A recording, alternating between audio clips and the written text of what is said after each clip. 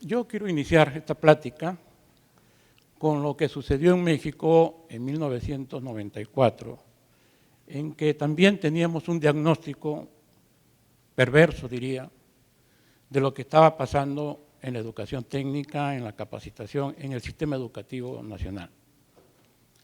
Y coincide con la firma de nuestro país en el Tratado de Libre Comercio con América del Norte, Canadá y Estados Unidos. Este tratado,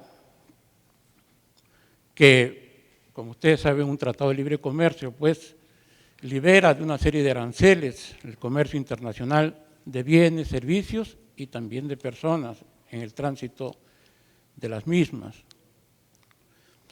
Y había preocupación, enorme preocupación, porque ¿cómo vamos a entrar los mexicanos en un mercado altamente competitivo como es el mercado norteamericano, pues de Canadá y Estados Unidos?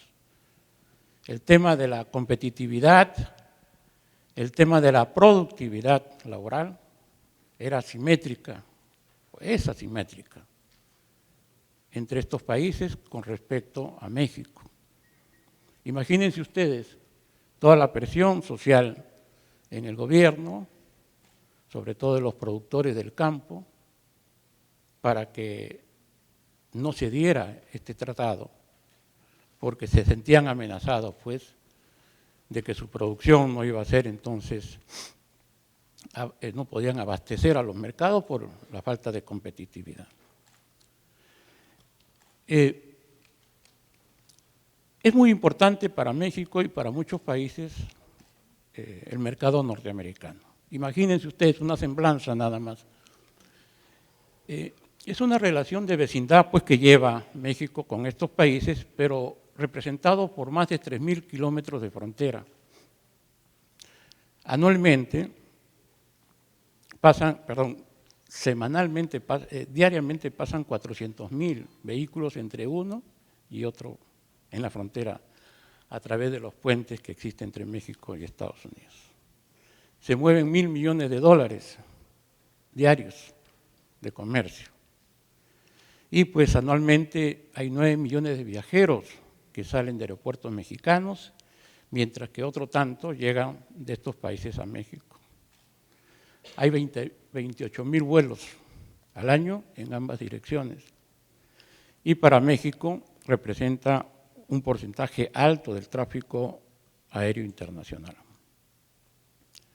Se firma el Tratado de Libre Comercio y en México los cálculos, las estimaciones, los estudios que se tenían de organismos internacionales y también de las universidades mexicanas nos decían de qué estamos haciendo al firmar esto.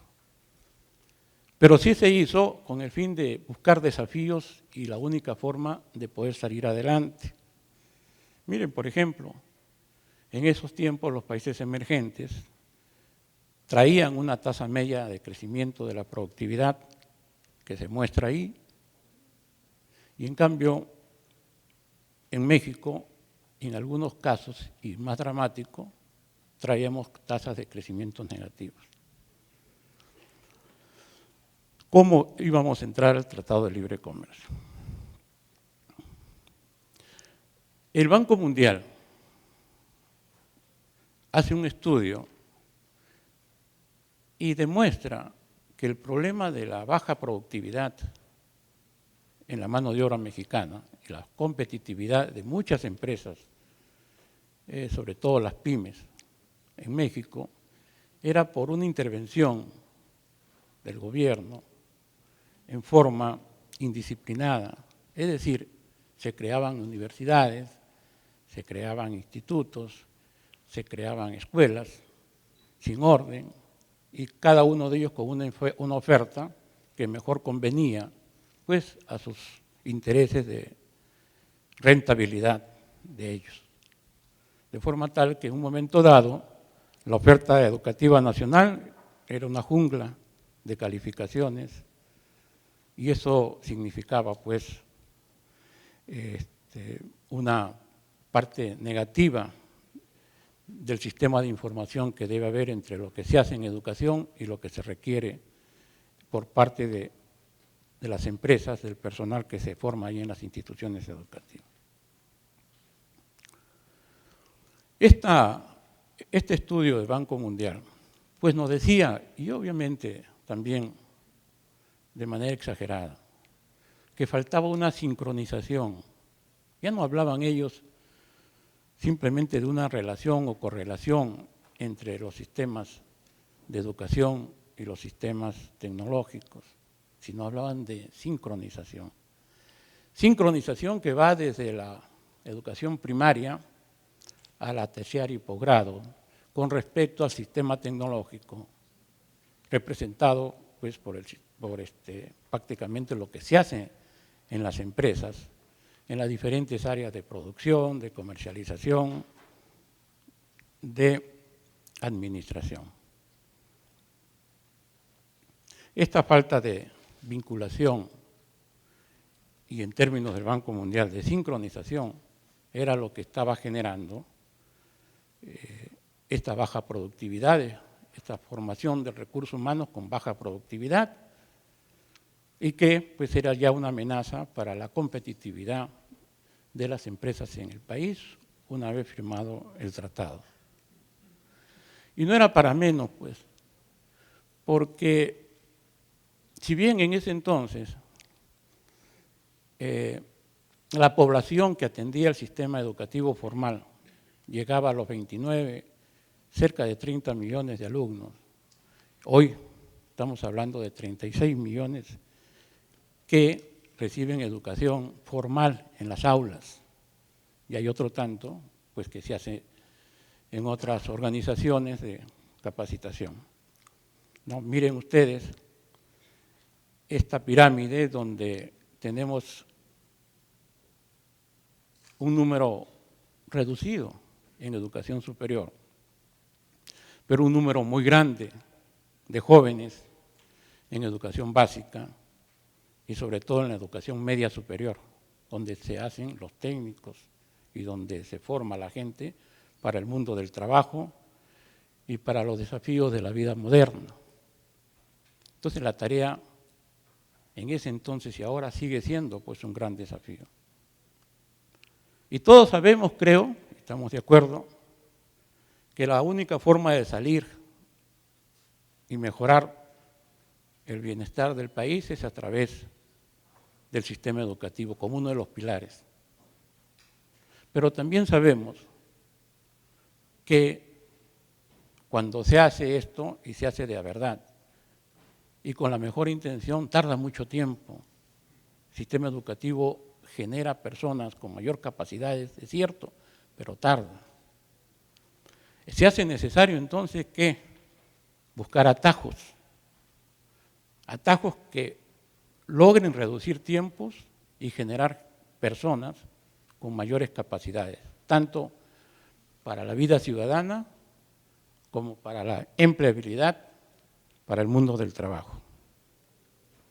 En resumen, pues, en ese entonces se dijo y se diseñó una estrategia simple, ¿no? Debemos buscar la competitividad basada en una mejor productividad laboral y esta a través de un enfoque educativo. Nunca se dudó en México que el que tenía que llevar la orientación, el empuje, la gestión, tenía que ser el sector de vocación para ello. Y por eso se le encargó, se le instruyó a la Secretaría de Educación Pública que lleve a cabo un proyecto nacional de gran envergadura, no solamente en tamaño de recursos, sino también en el horizonte de gestión que se tenía que hacer. Un poco de historia. Había preocupación, como menciono, por la situación técnica y la capacitación en México. Se firma el Tratado de Libre Comercio. Ese Tratado de Libre Comercio, que por cierto fue un acierto negociar un periodo de gracia para ciertos sectores productivos y de servicios de México, con el fin de que en ese periodo de gracia se mejorase la productividad pues asimétrica que en ese entonces teníamos con los amigos y países del norte. Y se contacta con el Banco Mundial. Estos señores nos invitan a recorrer gran parte del mundo para ver qué se podía hacer y acelerar pues esta formación del recurso humano más competitivo, con mayor productividad. Y nos dimos pues una vuelta en algunos países que estaban destacando y encontramos un país interesantísimo en el cual precisamente había recuperado en poco tiempo la competitividad que tenía y que en un momento dado los países del continente europeo lo estaban superando. Me refiero pues al Reino Unido, ¿no? En ese entonces estaba la señora Thatcher y ella inicia un proyecto de competencias con el fin de contrarrestar o recuperar la pérdida de competitividad de sus organizaciones. Vimos nosotros con mucho interés esa experiencia y obviamente pues nos acercamos más a este modelo y convenimos con el Banco Mundial llevarlo a cabo, obviamente tropicalizado a nuestro país. Pero también, y esto quiero subrayar, el acercamiento al Banco Mundial no se hizo principalmente por conseguir recursos. El gobierno mexicano lo tiene y podía llevar a cabo el proyecto sin ningún problema. Sí se contactó con el Banco Mundial con una estrategia para que una vez firmada el acuerdo o el crédito, se pudiese garantizar la permanencia del proyecto en periodos que vayan más del periodo de 6 años que es el periodo electoral de gobierno allá en México. Estamos hablando de 1995, hoy, el otro año, cumpliremos 20 años de llevar a cabo este proyecto. Bueno, en esta búsqueda que mencionaba,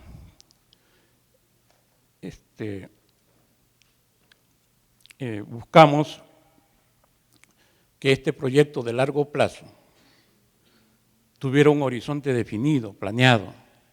No se hizo improvisado, se hizo con mucha gente, como ustedes lo están haciendo, de participación social, de la participación de las cámaras industriales, de los trabajadores, y se aceptó que era un proyecto de larga maduración. A ustedes ven en la gráfica 20 años, y estamos cumpliendo 20 años. Y donde en estos 20 años, si estamos en la etapa D, que ahí aparece en la gráfica, es un periodo de consolidación ya del modelo, de aceptación social y principalmente de los trabajadores y de los empresarios. Esa es la meta, que ellos acepten el modelo y que esa demanda sea la que impulse la generación de competencias, el modelo del cual estamos hablando. Entonces nos acercamos al mundo inglés y vimos que si bien habían elevado su competitividad gracias al modelo, lo hacían con otros fines, la utilización del modelo. Ellos tenían calidad educativa, tantos años de vanguardia y de grandes hombres que salieron también de ese país, traían calidad, pero ¿cuál era entonces el motivo de instalar, de echar a andar un modelo de competencias en el Reino Unido? Y vimos con mucha claridad de que ellos lo que querían era uniformar el sistema de información de lo que se hacía en el sector educativo para que pueda ser comprendido por el sector de demanda, el sector productivo, el sector de servicios. qué hacía la universidad, qué hacían las escuelas, qué hacían al interior de ellos para que los empresarios puedan saber qué se están formando, ¿no? Ocurría también en México eso, que de pronto una misma carrera tenía diferente currícula, diferentes años de preparación, diferentes contenidos. Aunque salieran con los mismos títulos, no estaban formados igualmente.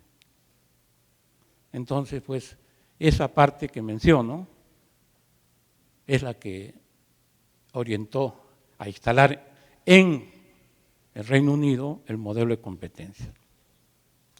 Nosotros vimos el modelo con mucho interés, contratamos servicios en ese entonces de una organización que se llamó el NCBQ de Inglaterra, pero lo contratamos, decía, para usar el instrumento, pero para otros fines, para mejorar la calidad educativa.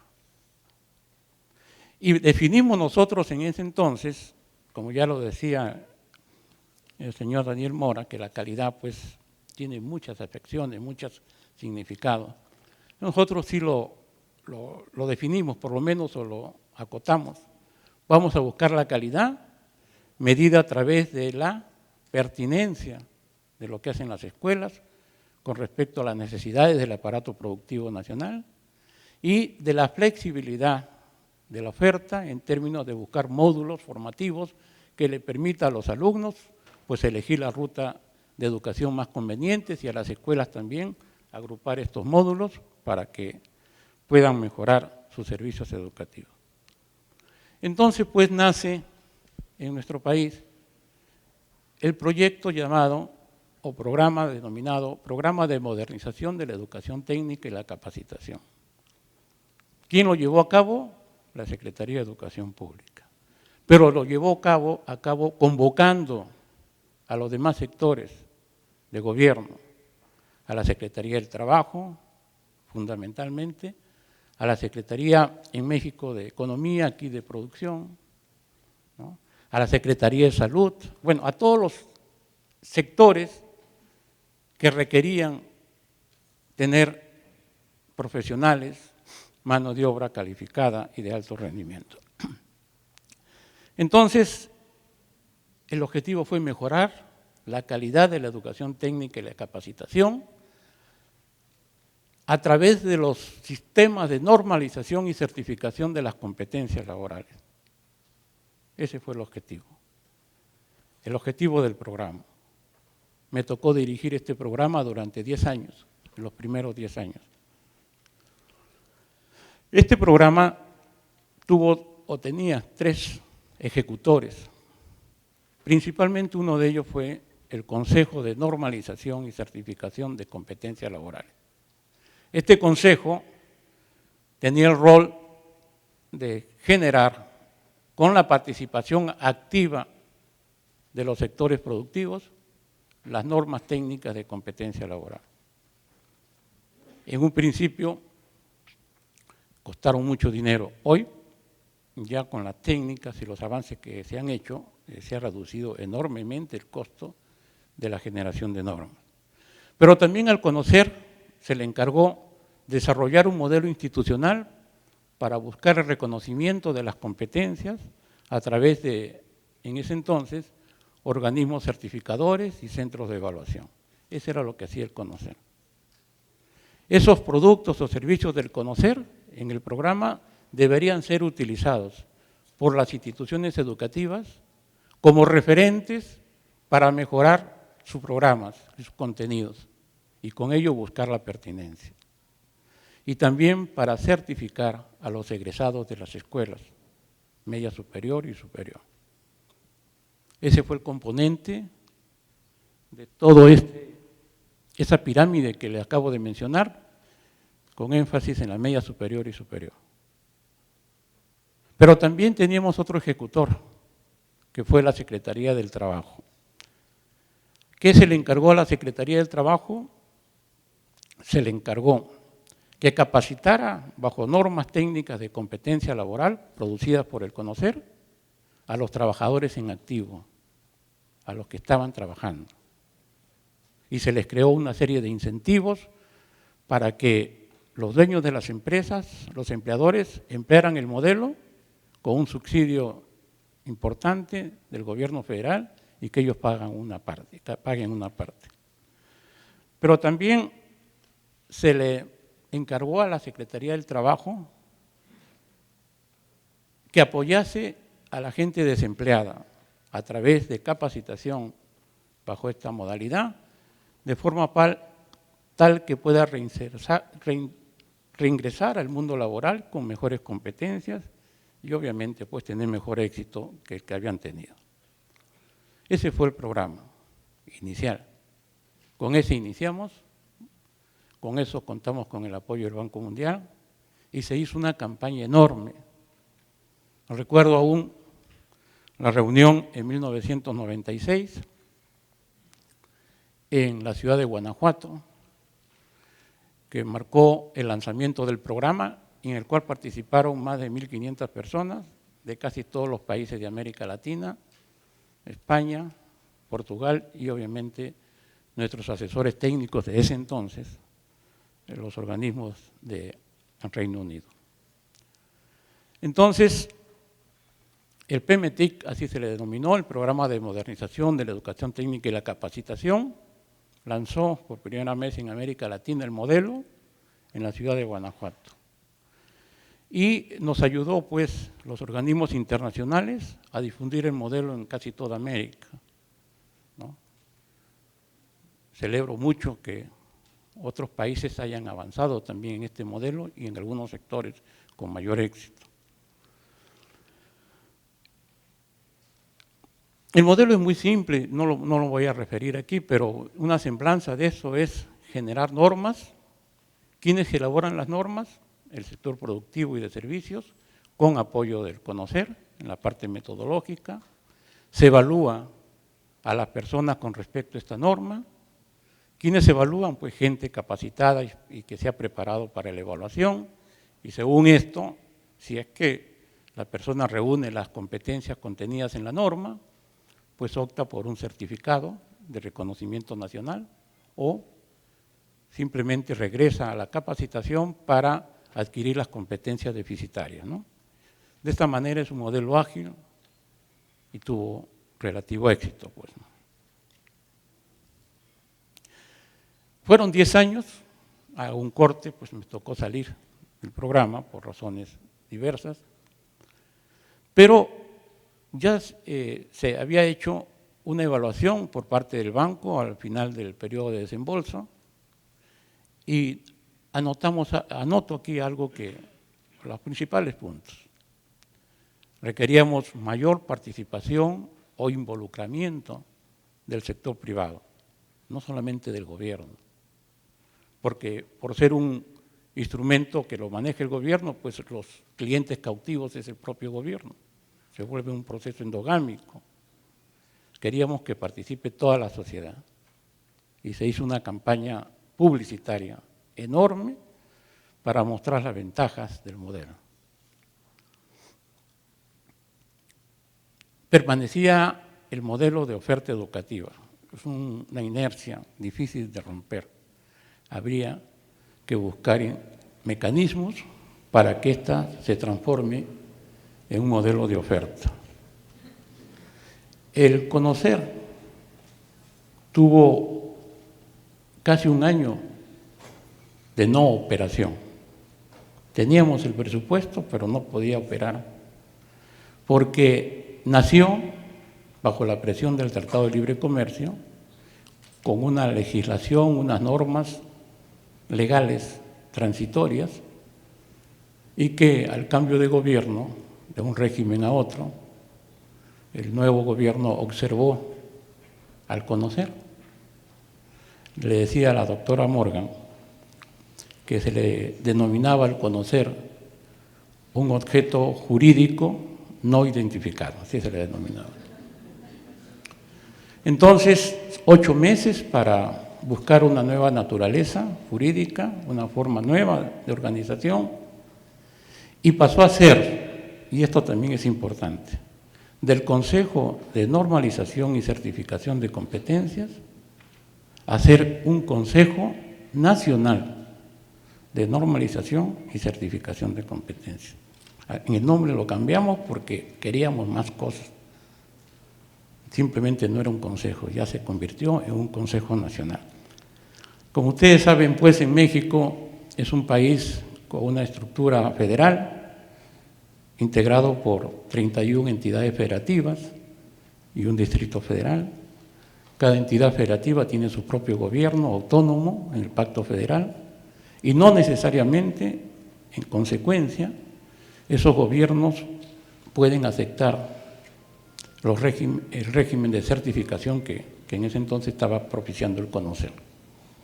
Por eso que se hizo necesidad de hacerlo nacional, para que pueda tener mejor vigencia o mayor vigencia en todo el territorio. Habíamos visto que faltaba sincronización, efectivamente. Se platicó con las principales instituciones educativas, de la media superior principalmente, para que generen competencias de acuerdo a sus niveles y de acuerdo a las necesidades de las organizaciones productivas. Se requería, al término del 10º año, mayor fortalecimiento de mecanismos de coordinación interinstitucional, sobre todo de las Secretarías de Estado en México. ¿No? ¿Cómo iba a participar la Secretaría de Salud, la Secretaría de Desarrollo del Campo, la Secretaría del Trabajo, la Secretaría, en fin, toda la Secretaría que forma el gabinete pues, mexicano? Y se adoptó y se diseñó modelos en el cual estas secretarías deberían insumir los mecanismos o los instrumentos que generaba el CONOCER. Hace año y medio recién, la Secretaría de Trabajo publica en el Diario Oficial de la Federación un acuerdo para que los trabajadores en activo puedan recibir un subsidio en su momento de certificación. Estamos hablando pues, de cantidades significativas para el número de trabajadores mexicanos. La población económicamente activa ya es de 40 millones.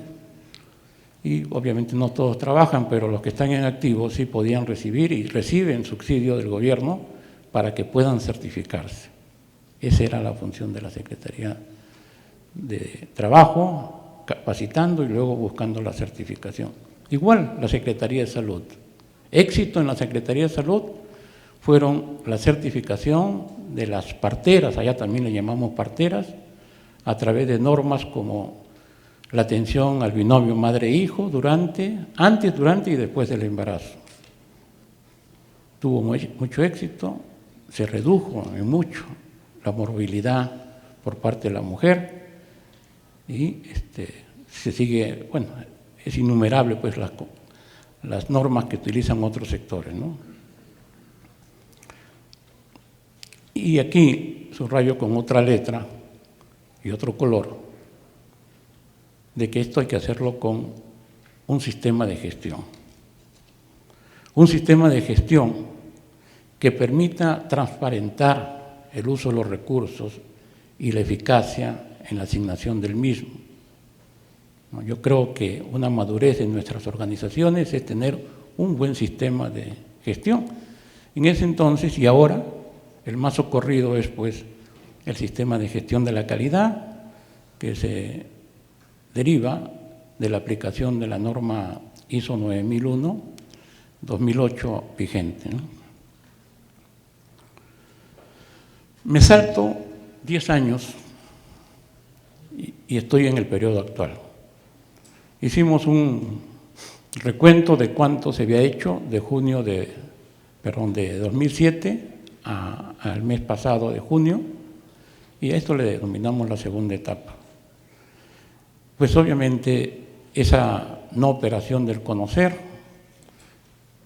originó de que se enfriaran los motores y pasamos entonces de 10.000 certificados anuales y actualmente hemos acumulado cerca de 420.000 certificados, promedio de 60.000, y el gobierno, a través de la Secretaría de Hacienda, que nos da el presupuesto, nos ha pedido que en los próximos años, de aquí al 2018, generemos en promedio de 100.000 certificados de competencia.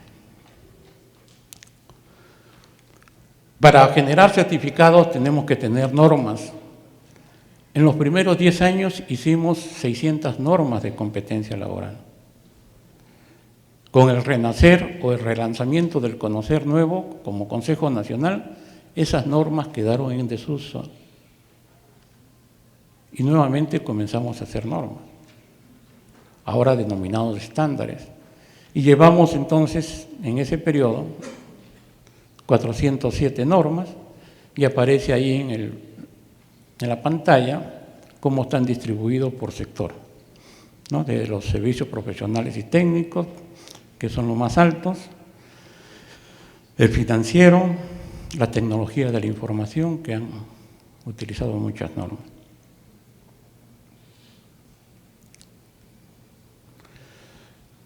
Cuando se hacen las normas, según el modelito que explicaba en la gráfica, estos son utilizadas para evaluar y certificar a las personas. En México, en un momento, los únicos que podían certificar eran los denominados organismos certificadores. Organismos certificadores que a su vez acreditaban a centros de evaluación y con ellos hacían todo el proceso de evaluación y certificación, siempre respetando la tercería, ¿no? El enfoque de tercería. Hoy en día, el Conocer lanzó una nueva figura de certificación y le denominan entidades de evaluación y certificación. Se hacen las dos cosas juntas. Y parece curioso que de pronto estas entidades de evaluación y certificación sean las universidades. Ellas fueron las primeras en apuntarse. Universidades públicas, universidades privadas, universidades de prestigio, les menciono algunas, ¿no? Como la Anáhuac, la UNAM, el Politécnico Nacional, el Tecnológico de Monterrey, en fin, todos ellos se convirtieron o se acreditaron como entidades de evaluación y certificación.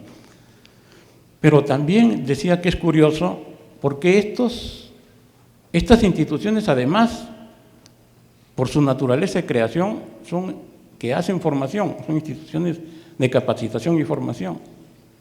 Entonces concurrían en un mismo espacio la capacitación, la educación, la evaluación y la certificación.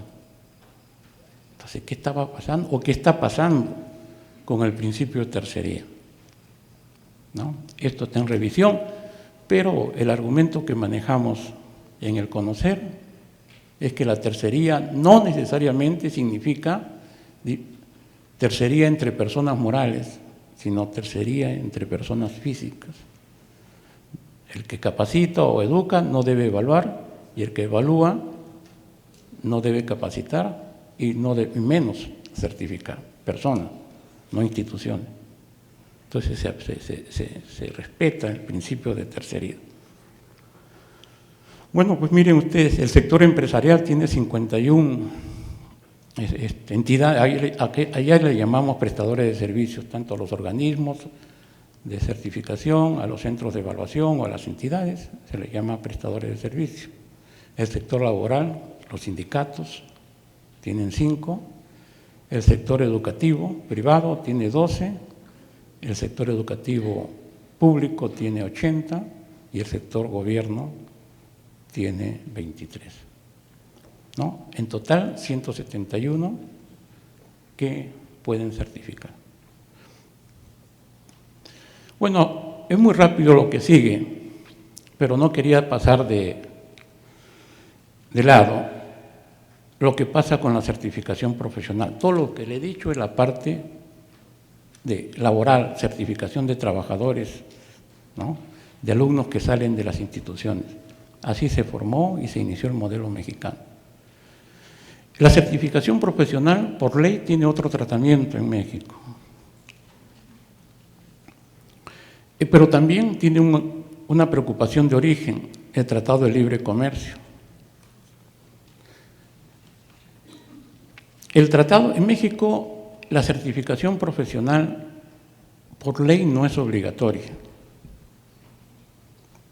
No es obligatorio, la ley no lo obliga. Pero los colegios profesionales, muchos de ellos sí lo hacen por necesidad y señales del mercado. Entonces, ¿qué pasó en 1994, en que se firma el Tratado de Libre Comercio? Se incorpora en una de las cláusulas del tratado de que la certificación sea obligatoria para los profesionales. Pero obliga solamente a aquellos profesionales que quieren exportar sus servicios, que quieren trabajar en estos países.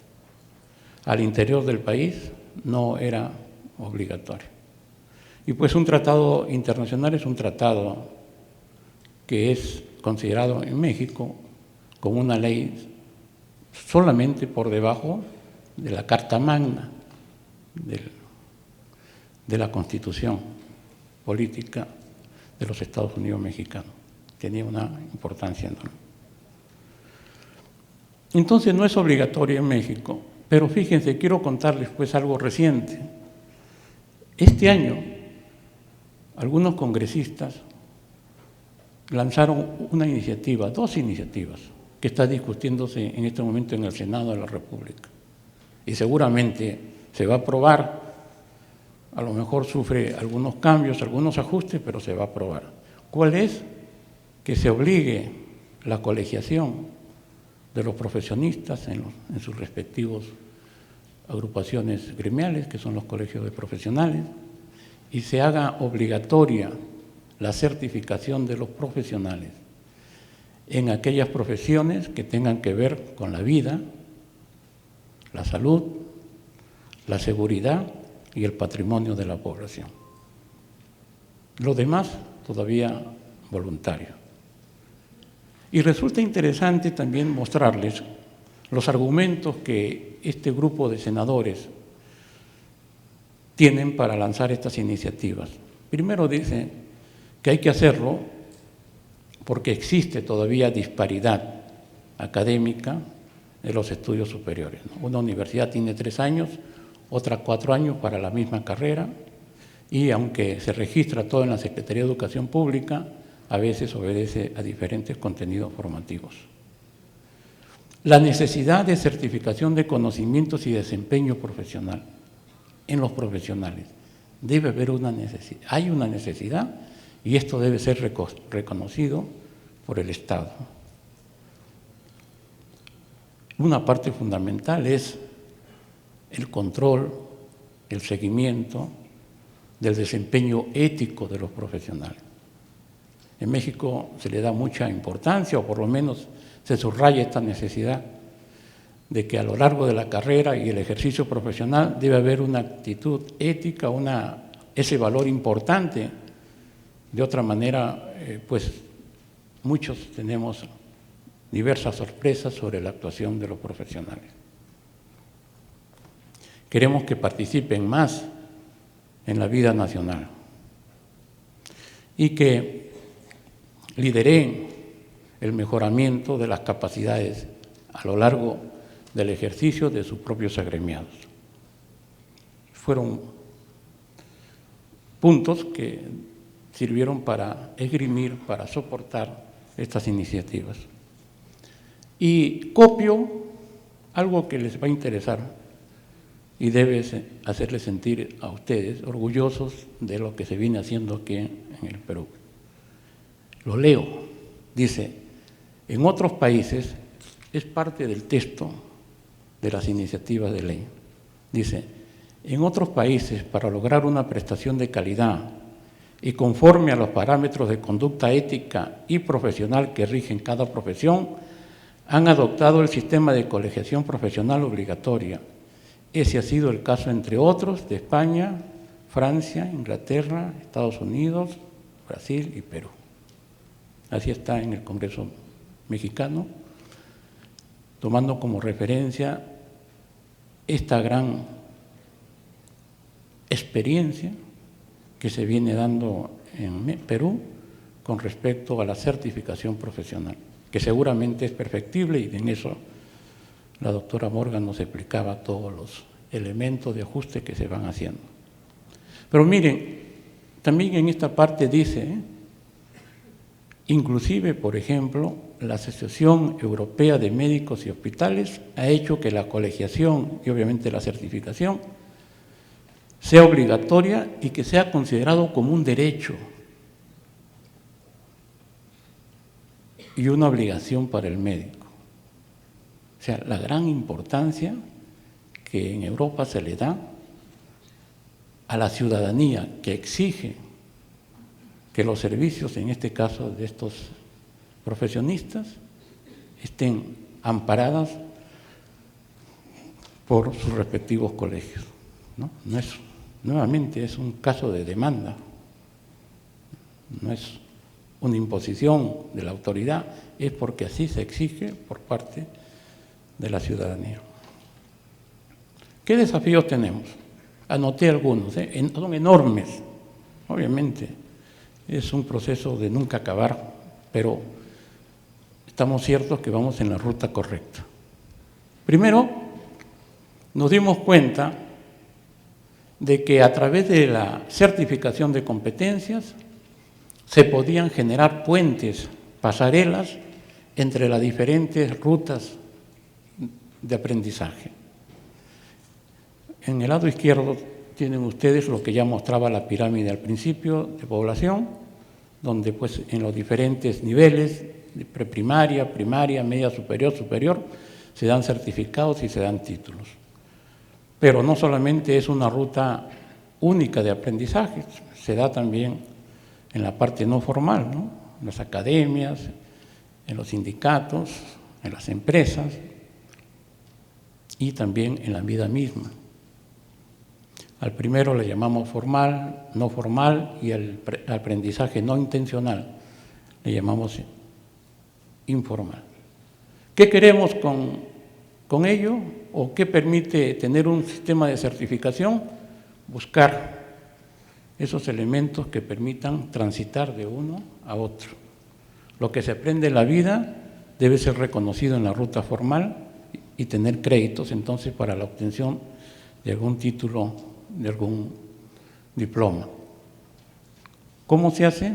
A través de los certificados de competencia.